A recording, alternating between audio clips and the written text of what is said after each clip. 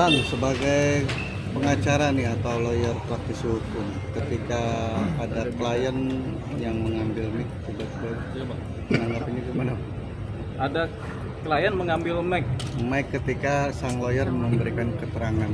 Oh, itu kan refleks ya, jadi masih bisa kita anggap toleransi lah ya. Kan begini, kadang-kadang apa yang disampaikan lawyer mewakili kliennya itu kan kadang-kadang juga nggak sempurna apa yang disampaikan kan, sehingga sementara di pikiran klien ini kan banyak hal yang ingin disampaikan, jadi mungkin ada yang tidak tersampaikan oleh lawyernya, akhirnya mau nggak mau harus cepat-cepat di-clearkan, atau ada yang salah pembicaraan dari lawyernya, akhirnya si klien ini mengambil mic-nya supaya untuk meng-clearkan. Nah, itu adalah posisi-posisi yang kita anggap masih bisa ditoleransi. Artinya kita anggap itu maksud baik dari seorang klien lah, supaya tidak ada apa yang disampaikan lawyernya itu kemudian berpersoalan atau salah dalam penyampaian. Gitu. Tapi etikanya seperti apa sih, Bang? Kalau etika yang tahu mengenai pengambilan mic itu orang-orang ahli mic kan gitu kan. Etikanya bagaimana ya?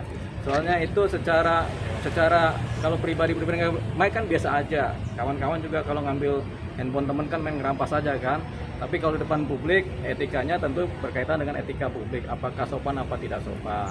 Kepantasan ini mengenai mengambil mic ini hanya bisa dilihat kalau publik merasa ini adalah negatif gitu, baru kita lihat ini secara etika ternyata tidak baik. Tapi kan kita belum tahu publik melihatnya seperti apa, tapi teman-teman media melihatnya ini tidak baik kan, atau kurang patut kan, sehingga secara etika ini kurang patut gitu. Tapi mungkin secara formalnya kurang patut, tapi secara materialnya ada maksud yang mau disampaikan. Nah, sementara kita harus beranggapan ini biasa-biasa saja, sampai kemudian ada komplain dari pengacaranya, atau kemudian ada komplain dari banyak orang. Etika itu ukurannya ukuran masyarakat, norma-norma kepatutan, norma-norma sopan santun masyarakat. Kalau masyarakat bilang ini tidak beretika atau kurang etika, ya itulah yang terjadi. Itu dia. Bahkan ada parodinya nih, Bang, gimana? Ya. Mungkin Ya, udah tahu, Bang. Jangankan ngambil mic, banyak hal itu diparodikan dalam hidup ini gitu. Kita juga kan sebentar lagi ngomong juga diparodikan juga bisa gitu. Jadi itu kebebasan dalam berekspresi namanya, berekspresi memparodikan sesuatu, dan parodi itu bukan sesuatu yang negatif. Parodi itu adalah ekspresi yang masih ditoleransi oleh hukum begitu. Jadi apapun parodinya sepanjang kemudian tidak menghina atau membuat orang lucu dan ada ukuran-ukuran etikanya masih ada, berarti masih dianggap sebagai parodi kan, jadi tidak melanggar hukum gitu. Bang, pas saat press con itu kan bisa ditanya soal bukti-bukti chat, dia bilang semua terhapus, sudah ada bukti. Nah Yeah. sekarang ketika balik lagi untuk dari permasalahan itu kan menjadi pidana, bisa dipidanakan nggak dia, Bang? Dia bicara terlalu vulgar, buktinya nggak ada terhapus. Ya, membuat laporan polisi kan mudah, asalkan ada bukti-bukti yang tadi dibilang, oh bicara panjang lebar tapi tanpa bukti kan, berarti kan itu menjadi fitnah kan, menjadi fitnah. Secara faktual menjadi fitnah dan bisa dilaporkan karena pencemaran nama baik. Tapi mengenai laporan polisi itu nggak sekedar bukti-bukti yang kemudian terhapus, tapi perilaku-perilaku yang sudah terjadi, pengakuan-pengakuan saksi itu juga kan bagian dari bukti. Jadi walaupun bukti-bukti otentik yang berupa chatting-chatting terhapus, tapi kalau kesaksiannya masih hidup itu menjadi bukti juga. Persoalannya si Lisa berbicara cuma satu saksi, dia sendiri kan.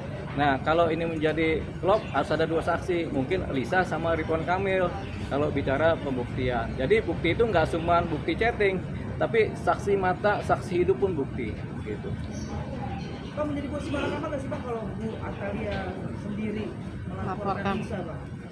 Kita otomatis akan terseret, betul, Bang? Iya, ya itu buah si malakama. Apa itu buah si malakama?